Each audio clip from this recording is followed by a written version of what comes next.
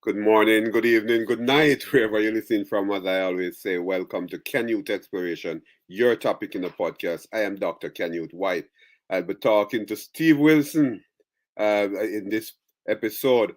And Steve has a lot to say, a lot to tell you so that you'll understand bipolar disorder and trauma. And those of you who know me and listen to my podcast know that I'm in psychology.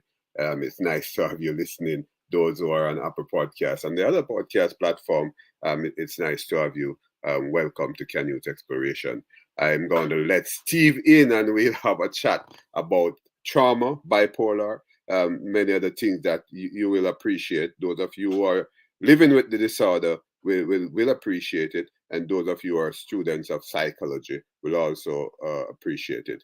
Those who are caring for persons who are living with psychological disorder will also appreciate this episode. Um, Steve, how are you doing? How are you? I'm good. It's nice to have you on Canyouth Exploration, your topic in the Here.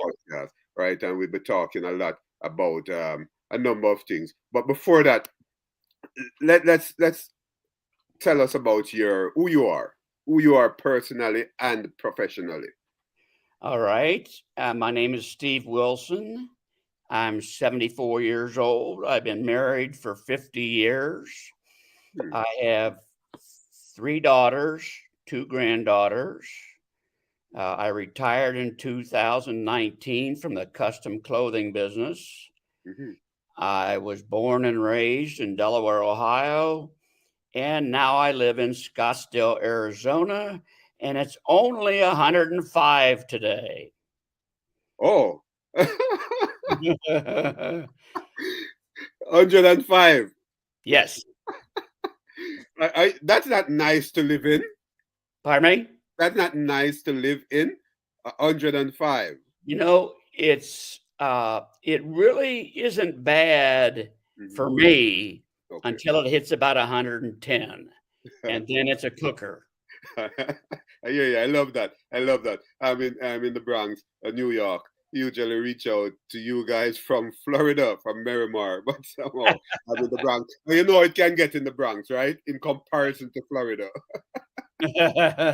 right? Hey, let me ask you though, your childhood. Tell us about your childhood. Your age. I'm impressed with your age, and I'm impressed with the number of years that you are married. 50 years. Yes, What do to you the call same that? person, by the Golden? way, Huh?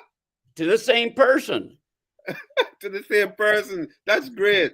You call that what? Golden? Or is it golden? That's Golden, what. yes. Okay, fine. Oh, so you start getting medals, right? Yeah. All right. Tell us about your childhood, though. Well, I was just like any normal kid, Hmm. feeling good, playing with a lot of friends, doing Hmm. well in school, and everything was fine. Um, I had, as I said, a lot of friends and no problems Hmm. until I hit age 9. Hmm. We used to go to the theater in my hometown every Saturday, and we would watch westerns. And at that time, they had double features. So the way it worked was at the end of one feature, the curtain would come down Okay. and everybody would hustle up to the concession stand. Hmm. And I always brought 25 cents with me so I could get a Okay. Coke and some popcorn. Hmm. This one day, I'm got my popcorn. I went over to the Coke machine because it was a stand-free Coke machine, and it was just old age. Right. So as I got up to my turn to get a Coke, some man put a dime in the machine and paid for my Coke. Okay. Well, I didn't know who it was. Didn't mean anything to me. And the Coke came out. I started to walk away, and he says, "Would you help me a minute? I need some help here in the theater." Hmm. Now, back then, there was no stranger danger. Okay. We were never warned about someone lurking in the shadows. So I said, "Sure, what do you want me to do?" He Mhm. said, "Come on in here in the restroom. I got something to fix." Yeah. Well, the fix was me, Oh. and went into the restroom Mhm. with no knowledge of what was going to happen. Yeah. And I turned around Mhm. and he said, "Take down your pants." Mhm. And I was scared to death, didn't know what was Yeah. happening, didn't know this could happen. Mhm. And he proceeded to sexually assault me. Yeah. When I resisted, he actually threw me up against the wall and started choking me. Yeah. And basically, that's about all I remember. What age was that? Pardon me? What age? What age? 9, 9. Mm. yes. Yeah. Um, you really gotta realize that back then, Mhm. Mhm. nobody talked about it. Yeah. It was Nobody an talked elephant about in the man room. on man or man on woman rape or anything else. It Mhm. was taboo. Yeah. Yeah. So, when we got done, Mhm. I my mind says, "What did I do to Mhm. cause this? It's Yeah. my fault." Mhm. So I said to myself, "I'm not telling anybody." Yeah. And so I locked it away for 30 years Oh. and didn't tell a soul. Mhm. And the next thing I knew, I came home about a month later, 2 months later, from Yeah. a trip to Florida for a vacation. Mhm. And when I got back, the terrible depression started setting in. Oh. And all of a sudden, I couldn't study. I didn't want to play with my friends. I thought nobody loved me. I thought I was Mhm. a piece of garbage. I was screwed. I couldn't sleep, Yeah. which was one of the really worst things. Yeah. And this lasted a couple of months, Mhm. and I just barely got through whatever grade that was, fourth grade or fifth grade. Yeah. But I did. Yeah. And the depression lifted after 2 or 3 months. Okay. It didn't come back for a long Yeah. time. Mhm. I had no idea what it was. I Mhm. didn't know. My parents didn't know what I was going through. My Mhm. sister and brother didn't know because I kept it all to myself. Yeah. And I'd never heard of a psychologist or psychiatrist. I didn't Right. know anything. So Mhm. I locked it up. And every once in a while, the depression would come back. And I just dealt with it the best I could. What year was that? That What? year What? was 1958. Oh. So Mm. what you can see is what people think of psychology and psychiatrists today Yeah. isn't the same as what it was back then. Right. Yeah. But I will say that there's still just as many rapes, Yeah. sexual assaults, and all that. That Yeah. has not changed, Yeah. in It, my it, opinion. I doubt it has changed. And interestingly, you talked about 1958, 1958. And I'm a professor of psychology, and I'm doing a course at a university we call mental health therapy, right? Yes. Evidence-based mental health therapy. And one of the research that my group has been doing is to compare the psychology way back then from 1950 to the contemporary time. Mhm, And mhm. they found that the stigma wasn't as much then, and psychology was different in terms of the treatment. And you will note, Steve, that psychologists long ago would approach mental disorder differently, trauma differently. They would beat individuals with mental challenges, figure that it was a demonic thing. So yes, it has changed a lot.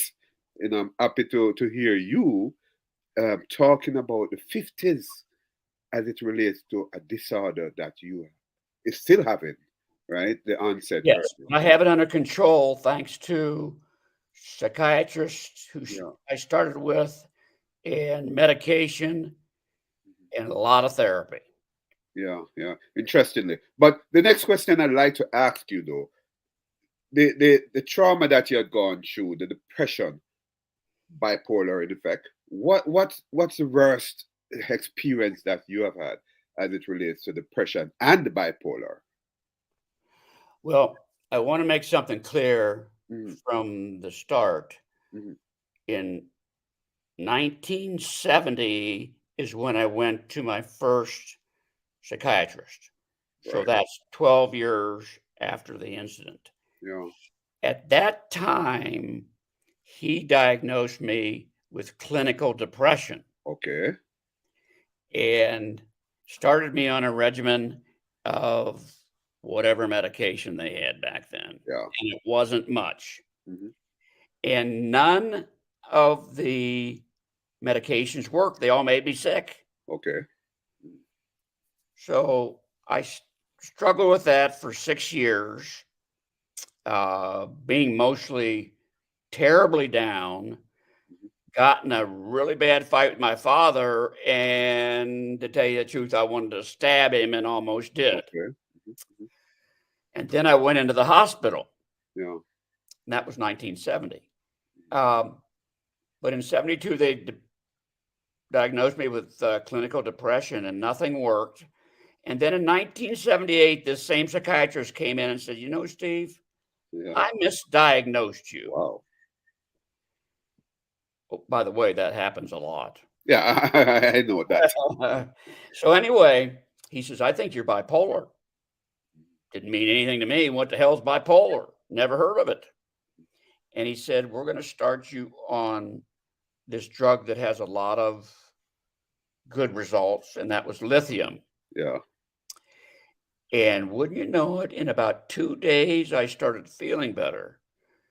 And the lithium got me back maybe 50% of the way, but I was able to function. Yeah. And I went through a horrible, the thing that lithium didn't get rid of was a terrible congestion in my mind. Yeah. Ruminations just driving me crazy. All I could think about was anything and everything, and I couldn't shut off my mind. Yeah. And that became the worst. I still couldn't sleep, but I felt better. So it was Okay. the beginning of my Mhm. recovery. Yeah. Yeah. It's interesting, but the signs and symptoms that you have experienced, uh, well, not necessarily as it relates to trauma, but the bipolar situation. What were those signs and symptoms that you have experienced? Uh, it's People don't realize that bipolar and depression don't just affect your mental side; it affects your body and causes aches and pains. And for me, it caused a big knot in my stomach, Yeah. and I would get fevers, but no one could tell that they were fevers because Yeah. it really wasn't there. It was just my body out of control. Um, I remember one day I was swimming. I'm a big fan of swimming, Yeah. and I swam laps every day. And I went to the local pool to swim laps, Hmm. and I started swimming. And every stroke, Yeah. something came up in my mind and said, "Kill yourself." Yeah. So for every stroke, I got out of the pool quickly. I went over, cross and back, Yeah. and it was just horrible to think that my mind not only controlled my body, but the bipolar not only controlled my body, but it controlled Mhm. my mind too. I couldn't shut it off. Yeah. And this is even with the lithium. Okay. Mhm. Um, So there was a sort of psychosomatic, Pardon me? psychosomatic. mind and body Yes, yes. challenge. Okay. Um, the funny thing is, I would get sick all the time, Mhm. have to take time off from work, but I wasn't really sick. Okay. Mhm. I mean, I felt horrible. I thought I had a fever. I had Mhm. aches and pains. If I go to the doctor, they'd go, hmm, maybe Yeah. you ought to just rest. They had no idea, and I had no idea at the time. Yeah. It was all related to the depression and the bipolar. Mhm. Look, we talk about psychosomatic, but there's also a thing called hypochondriosis, right? I'm not sure if you're familiar with the term. Hmm. Okay, fine. So would you say that you were affected by that at that time? You weren't really sick, but your mind just tell you that, hey, I'm having this sickness. I don't know, to tell you the truth. I've been that way ever since Mhm. the uh, rape when I was 9 years old. Right. I've always been not sick, but feeling like I was. Yeah. And even today, if I get a little ache and pain, I go, oh my God, Yeah. I got cancer. Mhm, mhm. So, yes, that can affect anybody. And it drives me out of my mind. Yeah. And people I've been friends with for years think I'm a hypochondriac because Yeah. of all the things I've gone through. So maybe I am. Yeah, yeah, and that's okay. That's okay, Steve. But and those of you who are listening, this is Canyouth Exploration, your topic in a podcast. I'm Dr. Canyouth White. Those of you who are listening, usually doctors will give what we call a placebo. Some people say placebo, Mhm. right? And the mind of the person getting it would think that okay, it's something that helped me because doctors realize, hey, this is hypochondrosis, and they're not really sick, so just give them something and the mind saying that, okay, I get something, so I'm well. Just for those persons who, Steve, who might be wondering what we're talking about. But Steve, suicidal ideation. You I heard somewhere, I read somewhere that you might have dealt with that. Tell us about what it's like having this sort of ideation. What's going on there? Well, let me tell you this way. Yeah. A friend of mine, about 4 years ago, he was a very prominent citizen in Delaware, Ohio, Hmm. very big churchgoer, gave out a lot of money. Everybody loved him. Okay. One day, his wife came home and he was hanging from the rafters in the basement. He had Yeah. killed himself. Okay. Um, I knew, unlike anybody else, what he had gone through, Yeah. and it is horrible. Hmm. You think in your own mind that the only thing that's left for you to do to help everybody else Yeah. so they can quit worrying about you if they knew Hmm. is to kill yourself. Hmm. Um, it is not because they want to harm somebody or get back at them. Yeah. Your mind is completely controlled by these thoughts. Yeah. I don't know how many people can fight them off. I was able to. Yeah. I don't know anything about percentages of people who go through suicidal ideations and go on to kill themselves, Hmm. but it is definitely out there. Yeah. Yeah. And it's something that many persons, even wealthy people, are challenged with, wanting to kill themselves. Back in Jamaica, there are many wealthy persons. I can recall a governor of the Bank of Jamaica who was they're well paid, and he actually killed himself. And here in Manhattan, in the New York, there is this Miss. It was in the news.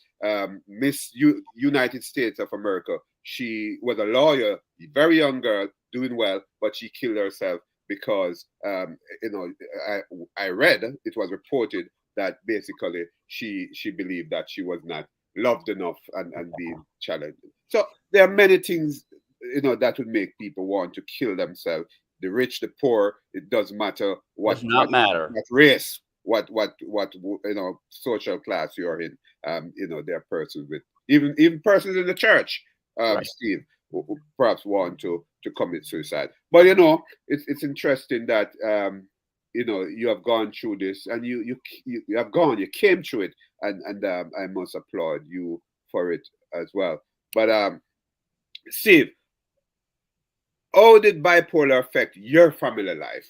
I know that you're a senior, and with 50 years of marriage, I can't I can't over repeat that, right? But how did it affect your family life?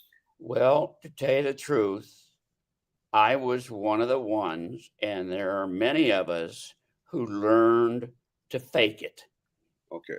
In other words, my family had no clue what I was going through. Yeah. Now, I relied an awful lot in my life on humor. Okay. I was known as one of the class clowns, All right. and nobody knew how badly I was suffering. And Yeah. I mean nobody, Yeah. Yeah. Yeah. because I faked it so well, Mhm. and I would laugh. A great way to get through. Yeah. I did sports. Uh, I just did anything to not let anybody know what I was going through. Yeah.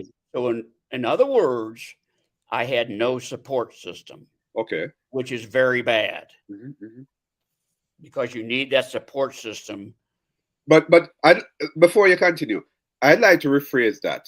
I didn't want any support system because I correct me if I'm wrong, because based on what I'm getting from you, you hide it. It was hidden, and if you didn't hide it, then you'd have gotten the support system. So in effect, you had the support system, but you didn't want the support system. You didn't trigger the support system. Am I right?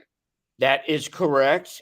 And the actual, if I really think about it, the Mhm. reason was of the stigmas Right. Yeah. that, back then, and even more so than today, I think, Yeah. uh, anyone who was considered mentally ill might end up locked up. And Yeah. that's the way I saw it. I've got to keep this thing quiet. I don't want anybody to know. Yeah. Um, Now, I am not a professional in Yeah. mental illness, Yeah. but I do have two groups that I facilitate out here in Phoenix. Okay. And I have learned a lot about the mental health system. Oh I've been yeah. doing this for 8 years. I've seen over 1,000 people. Yeah. That's good. Say, And what I want you to do, Steve, since you're on this forum, and we have gotten listenership from all over a number of places, including Russia, Ukraine, Spain, Caribbean region. I have realized through data. Those groups that you have, are there groups that persons from outside of your region can be a part of? Is it yes, Facebook group? yes. Can Um, you can you tell us a little about that group, briefly? Those groups. yeah, we're a company. I don't get paid. This is all Okay. freebie. Right. Um, we have about 5 or 6 mental health support groups a week. I do 2 of them. Hmm. No charge. Anybody can join, Hmm. but you have to join by contacting me. Hmm. Um, we have a guy from Rhode Island, a couple people from Tucson, and we're in Phoenix. That's 2 hours away. Hmm. And we do all this in a video format, just like this. Okay. One of the problems is how many people I can talk to in a 2 hour time period. Yeah. Yeah. It's about 12 to 15. Mm. Yeah. The Yeah. requests are overwhelming Oh yeah. to get into the groups. Hmm. Hmm. And I accept everybody. who wants to come. But if I get over, I had 17 last night. Oh, It oh, went right up to the 2 hour limit. If yeah, I had more than that, nobody gets the full help they should mm, get. yeah. Um, but if you'd like, I can give you my email and people can contact me if they want to come. Yeah, you can read your email out, and I will put it in the description as well. But you can say your email. Okay. S as in Steve,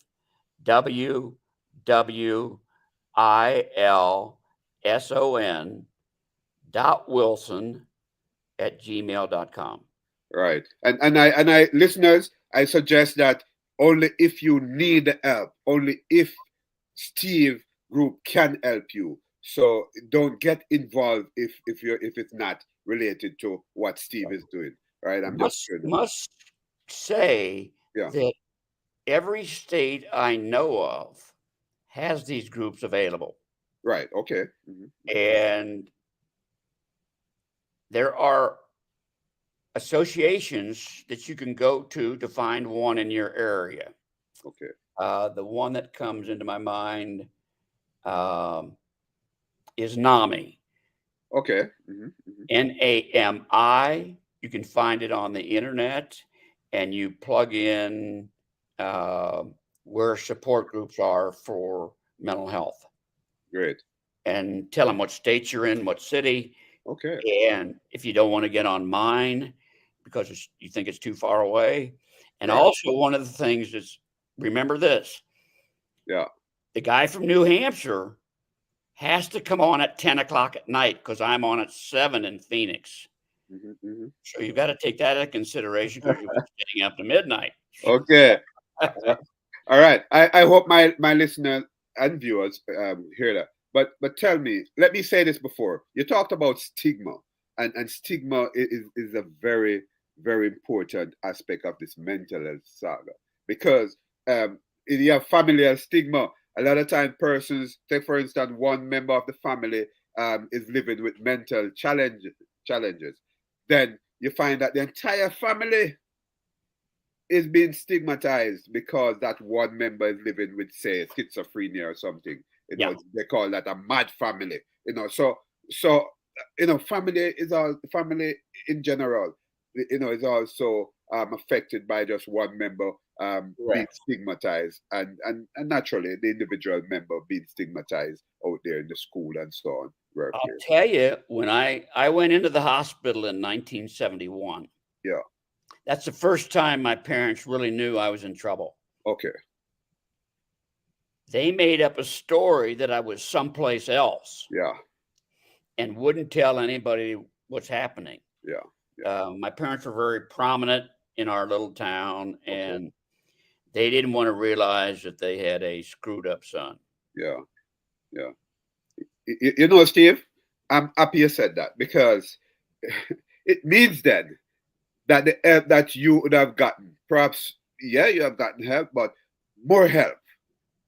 It was affected by this, wanting to hush to avoid stigma, right?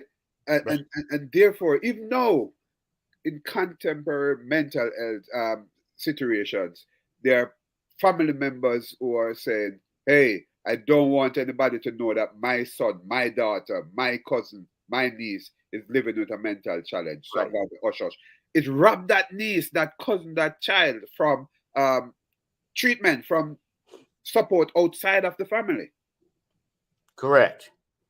And I was really trying to keep my Yeah, family and friends from letting that word out yeah, because I was afraid that one, yeah, friends of mine would not understand and they'd suddenly disappear. yeah, And I was also afraid of the fact that when I was at my worst, after during the hospital stay and a little bit before, yeah, my parents said things like, "You've got everything to live for. Why yeah, don't you realize that and get out of this?" Mm-hmm. That was so harmful to me. Yeah, yeah, I mean, it was terrible. And people would say, well, just go take a walk yeah, or go to the movies. yeah. And I hate to break the news to you people. That doesn't help. Yeah, I know, right? I'm in psychology, and I can tell you, it's a different thing. Persons who do not understand the suicide ideation, and persons like me in psychology and so on, we had studied these things because we study people and study disorders, and we understand the challenges that people go through when they're living with suicidal ideology. It's not like you can just do like this and it goes, Right. right? It's a challenge. It's a real challenge, and people need to understand. And I am sure that more and more people are understanding because of medium like this podcast. People Yes. like you who are talking or spreading the message of, hey, this is a challenge for people. Don't think that they put it on themselves, and we have to understand it. Well, one of the best things people can do Yeah, to realize that there are millions of people who suffer from mental illness. yeah, I think the worldwide average is 20%. yeah.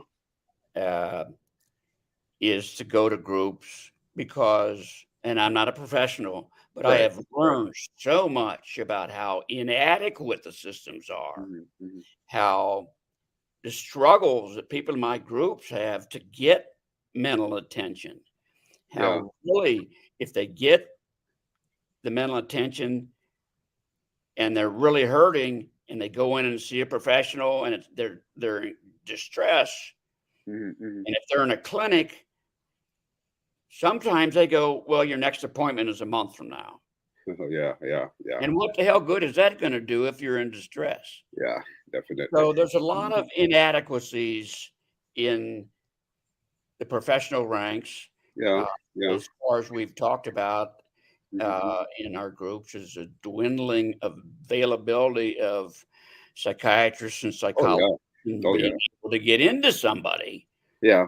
I And think the system made it, harder because people like me who's in psychology and so on, right? You find that many of us, especially in the United States, are not, there's maybe some difficulty in getting placed based on the state, right? And the board and all of that, and the challenges that you have to go through to be able to practice in a particular state or region. And those are some challenges, and many men in psychology are getting out of the yes, profession because of things like that. So yeah, there's a real challenge.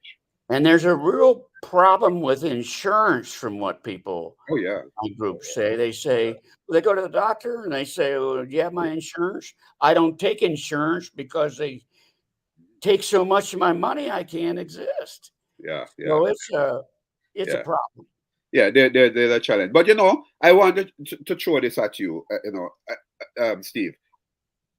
It was said, even from some of my students, and I acknowledge that apart from the familial stigma and individual stigma, patient stigma, there's also this racial stigma and gender stigma as it relates to mental illnesses. Because I can tell you from where I am from in Jamaica, um, you all find women with schizophrenia.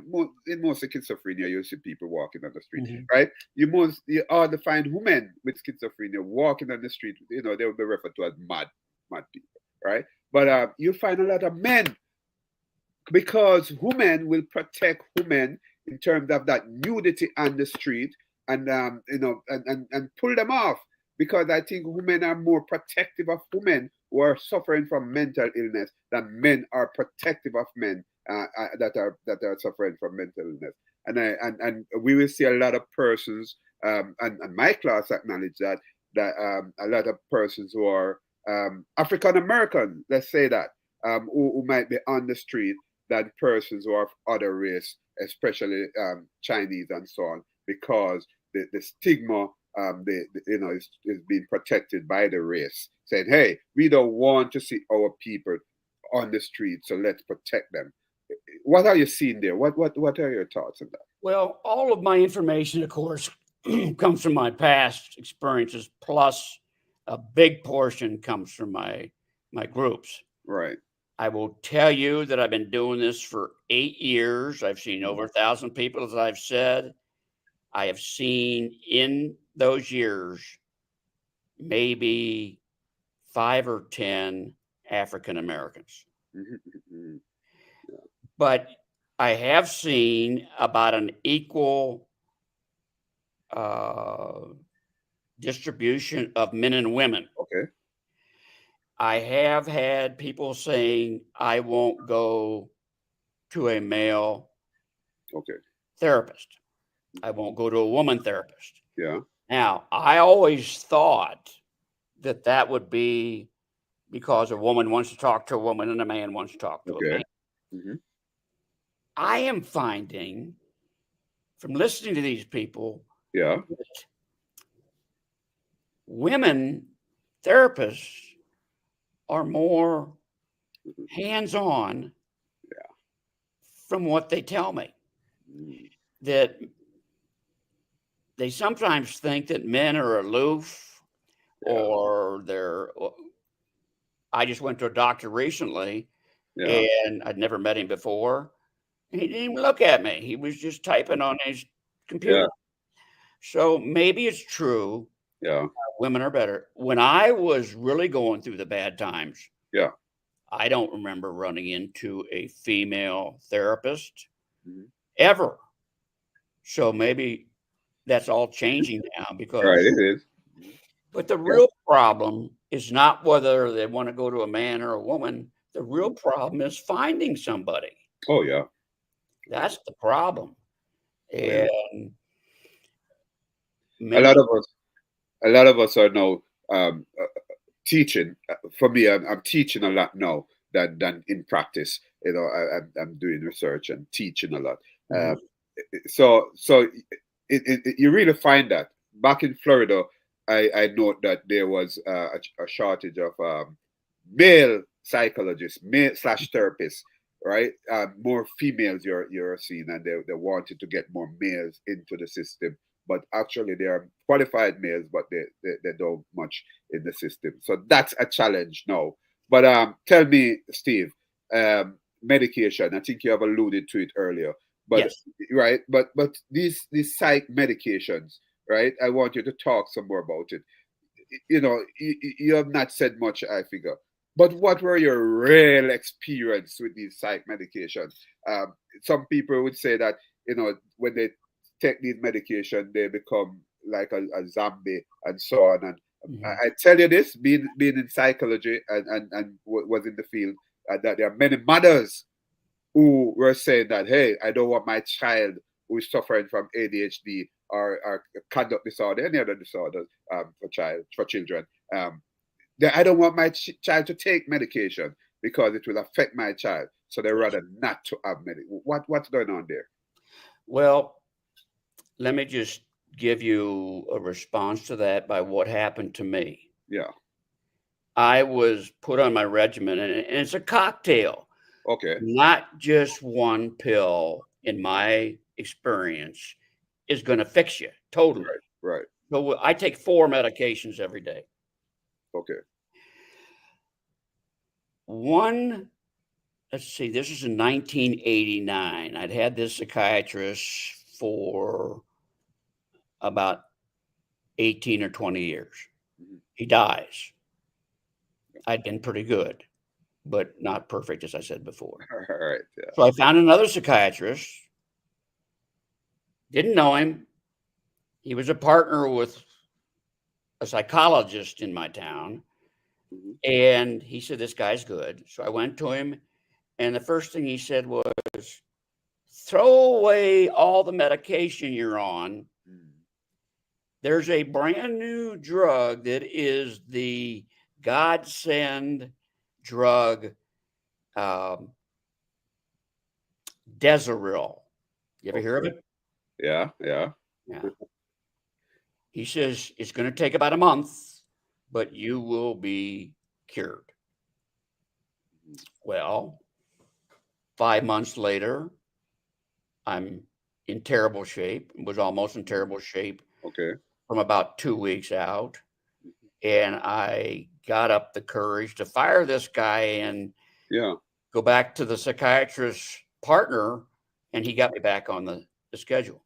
Yeah. What I have found is that no 1, 2, or 3 medications work for everybody. Okay. You're right.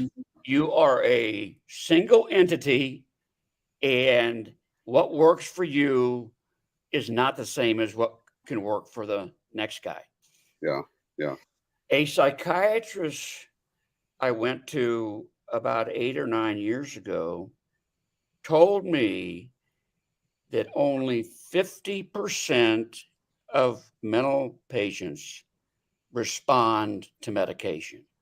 Yeah. Yeah. Um, that's problematic, It is. It is. needless to Yeah. say. Yeah. So I was one of the lucky ones that it worked for. Now, you mentioned Mm. side effects. Yeah. In my groups, I probably had several, I don't know how many people, Mhm. say the worst thing that happened to them was that they gained weight. Yeah. And it wasn't 10 or 20 pounds, it was 40, 50, 60, 70 pounds. Yeah. Yeah. That's And right. because of that, they were so ashamed with their body size that they quit the medication. Yeah. They would rather look good, or at least like they Yeah. did look, Yeah. than be mentally better. All right. Yeah. My side effect that I had was that I had 2 terrible side effects Okay. from 2 different medications. Yeah. Lithium. Mhm. I was told from the beginning that it could cause kidney problems. Yeah. I took it for 22 years. It did cause kidney problems. Oh. Just a year and a half ago, I had to have a kidney transplant. Yeah. Sorry about that. Yeah. That's okay. I survived. Yeah. I Uh, love that. Yeah. Now, I would never tell anybody to go off the lithium just because that's a possibility. Yeah. Just got to keep watching it Yeah. because there are other drugs. The second drug that screwed up my life um, Mhm. caused tardive dyskinesia because it was an antipsychotic Okay. in my eyelids. It was horrible. Yeah. The problem with that drug is, like the lithium, is you can't get rid of it. Oh. So I had to start getting Botox shots around my eyes every 3 months. Yeah. But in my estimation, going through the shots every 3 months was better than not being mentally well. Yeah. It was Yeah. kind of a Yeah. trade-off deal. Yeah. So it all depends on the individual, because there are some persons who said, "Hey, I rather this than to go through that." But one of the things you did not mention, and we in psychology we know that some of these drugs will cause sexual challenges. Yes. Now, they do, not for everybody, Right, not for everybody. never did for me, Mhm. but I have a lot of my people complain about it. Yeah, And that is a big deal. yeah, of That's a course it is. huge deal with people. Yeah, And they'll quit taking the drugs right now. yeah, definitely. But and it speaks to with the sexual challenges that some of these drugs will cause, and the weight gain is like, for the weight gain, it will then cause another depressive episode, right? Because people think that, oh, I'm getting too big, and Yeah. that's not me. And for the sexual deficiency, again, another depressive episode, because they're not able Definitely. to satisfy their partner sexually. So it's a balance. It depends on who you are and what is more important to you as an individual. If I could try to leave a message, and this is in my new book Yeah, called we should Teen talk Dream about too. Yeah, Tightrope. After going through all of the things that happened to me, Mhm. I try to tell people, one, it's a long journey. Mhm. There is no cure for bipolar. Right, right. Mhm. That's my understanding. Yeah, yeah. And there are a lot of different things you can do. There's medication, there's therapy, Mhm. there's Well, I can't think of them now. Yeah, So there are a lot of things you can do. yeah, The talk support and all of that, and even the whole support system can help you to maneuver yeah. the thing, right? The Um, big thing I try to tell them is you're in this for the long haul. yeah, Don't stop doing what your doctor or therapist tell you definitely. to do unless you feel that it's harming you more than the good it's doing. Yeah, Too many people go, well, I took the drug for 2 weeks. It didn't do me any good, so I threw yeah, it away last night. yeah. Gender challenge. Yeah, So my my book is about what can happen to you when yeah, you're going through bipolar or depression. But the better message is, like me, you yeah, can beat it and have a damn good life. yeah. So therapy. We talk about therapy. Before I go on to your book, which we'll talk about before we end. Um, Okay. the benefits of psychotherapy, and again, you have alluded to some of these benefits, but let's be specific. If you have not gone to psychotherapy, through psychotherapy, what would have happened? Do you think would have happened to you? And in other words, what are the benefits of going to psychotherapy? If I had not gone through psychotherapy with a very understanding psychiatrist and a man who became my mentor and the guy who basically saved my life, I never would have made it. Okay, okay, It is very important if you don't have somebody in your own family or support group to really talk about what's going on. And that takes maybe months before you'll be able to take this guy into your confidence or this woman. But without psychotherapy, I wouldn't have made it. That's my belief. yeah, yeah, that's interesting. Let's go to your book now. I think you have an interesting book there. I just want to go through that a little, right? Talk to us about your book. Well, uh, we've already talked about my rape at 9 years old. Right. That's almost where it starts. I talk a little bit about being a normal kid until Mm. that, and then it goes through all the things I experienced. That even when I got the lithium and the got better, there were still things I had to overcome. Right. It took 30 years to get the final ingredient of my cocktail that made me much better. And that was a drug. I'll tell you the drug, but it doesn't mean it's going to work for anybody else. It was Paxil. And Mm. what it did was get rid of my ruminations about 90% so I could control my own mind. Right. Right. I Mhm. also spend a lot of time discussing what I think is one of the most important things in the book is the groups I'm involved in. Okay.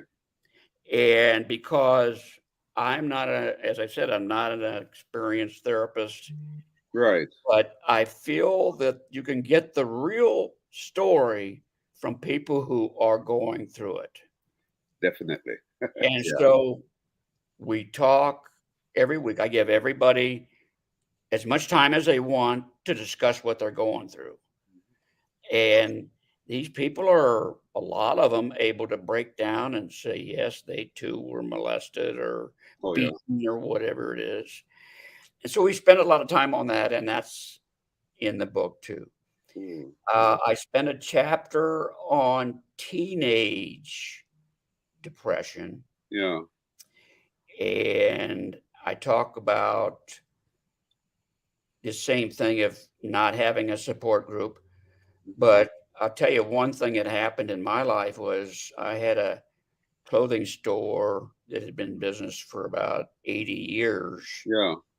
And every every Christmas season we would hire a couple high school girls and sometimes boys, but mostly the girls were more efficient because they were wrapping packages Yeah. and running errands. Mhm. there was this nice little girl, energetic, outspoken, wonderful little girl. And she was probably my favorite of all the ones we ever had. Mhm. I was in the store one Saturday morning early, and her best friend comes in and tells me that this little girl had gone to bed the night before and shot herself in the head. Mhm. Yeah. Teenagers are suffering so much Yeah. that I don't think anybody realizes how bad it is. Yeah. Yeah. One girl told me that she was a top student, Mhm. straight A's, getting the best grades on the tests to go to college. And she came to me and said, I am so down because everybody expects me to excel at everything. Yeah. I just can't handle the pressure. Yeah. Yeah. It was sad. And another girl came to me and said, I have no friends. My parents don't like me. I want to die. Yeah. So, teenagers, college students are really suffering, just like I did. It's never changed, Yeah. and it's horrible. And then the last thing I tell them is just like I said before, you can make it through if you're diligent enough to give it everything you got to get to a good life. Yeah. Yeah. Yeah. Steve, it has become perhaps a taboo in terms of talking about um, teenage depression, childhood depression, and I can recall while studying, I went to a seminar that deals with childhood depression and explained to us, and we have seen it where the 5-year old, the 3-year old can be depressed, Mhm. right? More so teenagers because of that change in their whole life cycle, life thing, and what they have to go through at school, and the whole misunderstanding of parents as well, their own parents, and the challenges with peer pressure. So yes, but it has been, in my mind, a sort of an elephant in the room as it relates to adolescent depression, and we talk about all other type of depression, even depression of persons who are retired and so on, not being at work. So many things can create the depressive mood. Well, I want to say one thing Yeah, that I went through that horrible situation when I was 9. yeah, Again, going back to my groups, a high percentage, and most of these people are between 21 and 80. So yeah. there's not, just a spattering of people at different ages. What they've all told me is they've either been sexually assaulted at a young age, or Right. been beaten, or they've been mentally screwed up because their parents are telling them they're worthless. Yeah, It is an epidemic out there of what people do to their own kids. And I yeah, have an example for you that is the worst one I ever heard. yeah. And it came directly from a friend of mine who worked for me. And she Right. spilled her guts one night and told me what she was going through. Mhm, mhm. Her husband, if their son did anything wrong, he would take him to the basement, tie him to a post, and burn him with cigarettes. Oh, So people don't realize that this goes on way too often. yeah, It's just out of control. So that's one thing I talk about all the time. yeah. And it's interesting. It's interesting. Um, but Steve, before we close up here, my thing is that this whole thing about depression, as we said, it's a taboo, for as it relates to adolescents. But also we have to take into consideration the fact that teenagers are going through also because of the perfectionist notion. Parents are becoming perfectionists and want too much from them. What's your take on that? Oh, definitely. Um, too many pressures on these kids, and not only from their parents or you know uh, sup- people in their lives who do something to them, but they're also under a lot of pressure because of outside things happening, climate change, the rise of authoritarianism in the United States. Mhm. They're bombarded every day with how horrible everything is in the world, and then you'll hear the commentators go, "What are we leaving our children?" Yeah, And it's just so scary out there for them. yeah, And I don't know, it's just so many pressures on these kids that I didn't have. right, right, right. Hey, thanks for coming on. I mean, we have learned so much from you, Steve. You know, Thank you. yeah, interesting some of the things you have said, and I am sure that my audience will learn a lot. And I'm wishing you all the best with your group, right? Thank you. Thanks for coming on, Steve. What's your contact though? Let me ask you that. What'd you say? How can we contact you? How can my audience contact you? Well, I gave you the email. Right.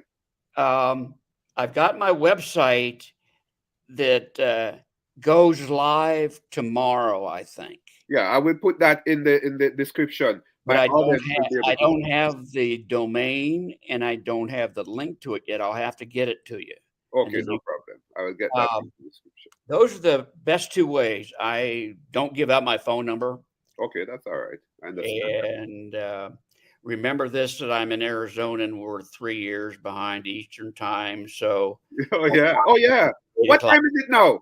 What time Pardon me? is it where you're at? 1 o'clock. Oh, because I'm seeing here, basically 4 o'clock. You're at 4 o'clock. I'm at Yeah, one. in Bronx, New York, and the same thing in Florida and above other Right.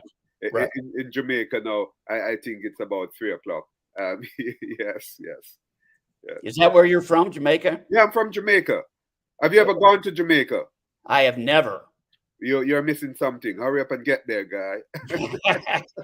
Well, I'm getting a little old now. You still can get there. Don't worry about it. Hey, Steve, thanks for coming. All right. Nice talking to you, sir. Thank you very much. I enjoyed it. Bye bye. Bye. So that was Steve Wilson. He had said a lot, very interesting things that he have said. And yeah, you heard his group. If you are able to join his group, go ahead and do that. You would benefit from his group and what his experience as well. You benefit from. Thanks for taking this time out to watch, to listen to Canyouth Exploration, your topic in a podcast. I am Dr. Canyouth White. Goodbye.